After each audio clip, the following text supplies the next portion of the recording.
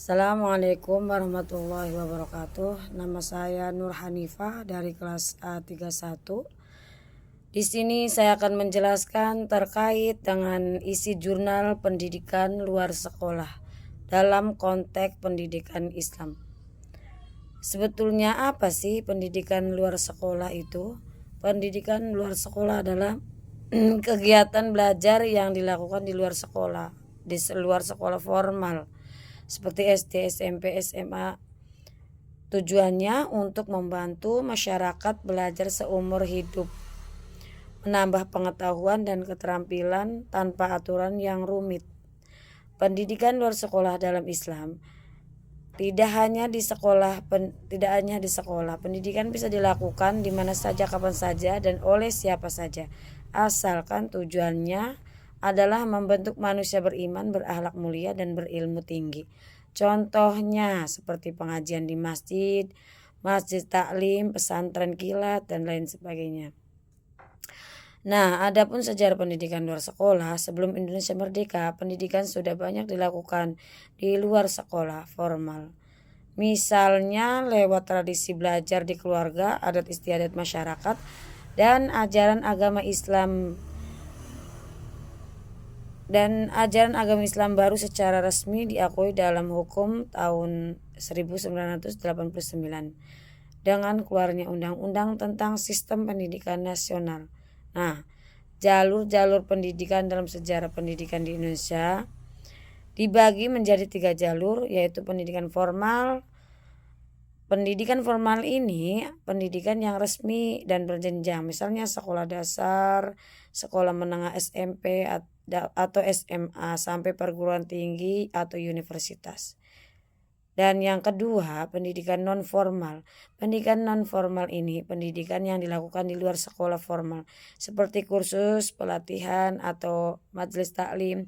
Biasanya lebih fleksibel tapi tetap bisa terstruktur. Yang ketiga, pendidikan informal.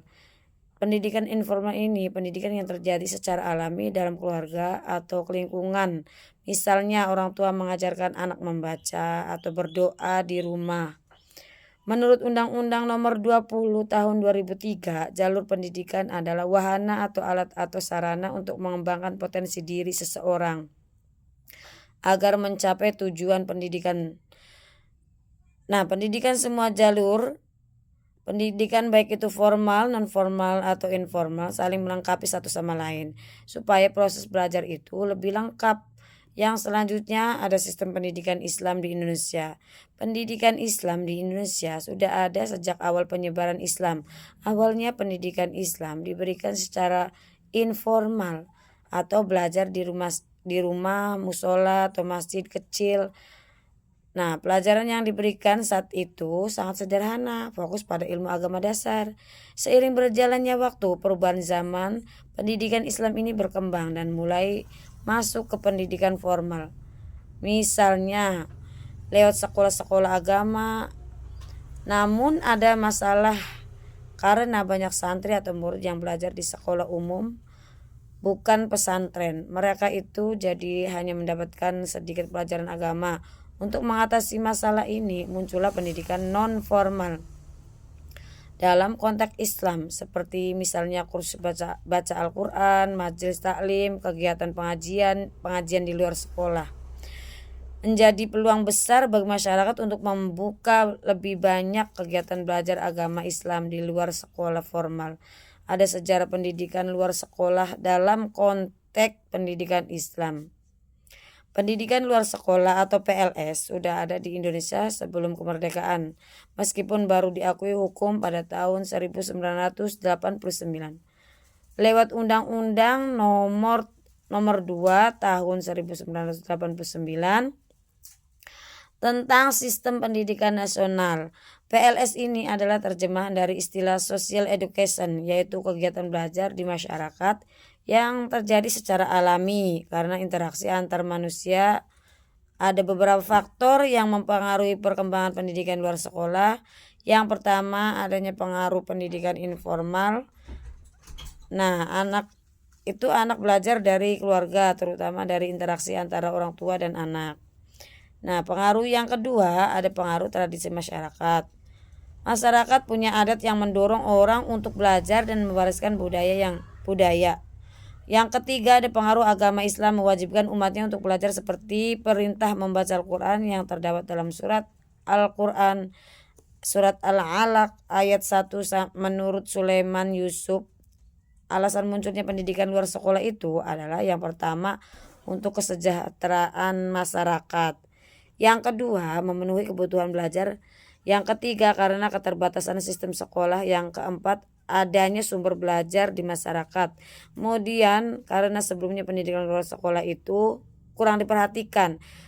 Nah, terdapat landasan hukum pendidikan luar sekolah. Yang pertama Undang-Undang 1945, kemudian Undang-Undang nomor 2 tahun 1989, ada PP nomor 73 tahun 1971 dan Undang-Undang nomor 20 tahun 2003 pasal 26. Pendidikan non formal itu ditunjukkan untuk mengganti, menambah atau melengkapi pendidikan formal dan mendukung pembelajaran sepanjang hayat. Selain itu, pendidikan luar sekolah dalam konteks pendidikan Islam, yang pertama ada pengertian pendidikan agama Islam luar sekolah. Nah, pendidikan agama Islam bertujuan membentuk pribadi yang berakhlak mulia sesuai ajaran Islam. Yang kedua, tidak hanya belajar di sekolah formal, tapi juga belajar seumur hidup di luar sekolah. Misalnya lewat pengajian atau kursus agama. Selanjutnya ada pendidikan bimbingan supaya seorang itu berpikir atau berperilaku sesuai dengan nilai-nilai Islam untuk mencapai kebahagiaan dunia akhirat. Yang kedua ada dasar dan tujuan pendidikan Islam luar sekolah. Dasar pendidikan Islam adalah Al-Quran dan hadis, seperti yang dijelaskan dalam Al-Quran surat Al-Jumu'ah ayat 2. Pendidikan ini bertujuan membentuk manusia beriman, bertakwa, berakhlakul karimah, berilmu, mandiri, dan bertanggung jawab. Tujuan khususnya pendidikan luar sekolah ini membantu orang menjadi lebih baik dalam hidupnya menurut ajaran Islam. Bahkan jika mereka tidak belajar di sekolah formal, ada faktor-faktor yang berperan dalam pendidikan agama Islam luar sekolah. Pendidikan agama Islam luar sekolah berkembang lewat kegiatan seperti majelis taklim dan pesantren kilat agar sukses. Ada beberapa hal yang perlu diperhatikan. Yang pertama, teknologi yang digunakan yang harus sesuai dengan kebutuhan masyarakat, jangan dipaksakan. Yang kedua, harus ada lembaga pendidikan yang dikelola oleh masyarakat sendiri. Yang ketiga, ada program belajar harus bermanfaat nyata untuk kehidupan peserta. Yang keempat, ada program harus menjadi milik masyarakat, bukan hanya buatan pemerintah. Yang kelima, kerjasama dengan organisasi masyarakat. Yang penting untuk menjalankan program pendidikan itu saja dapat saya sampaikan. Kurang lebihnya saya mohon maaf. Assalamualaikum warahmatullahi wabarakatuh.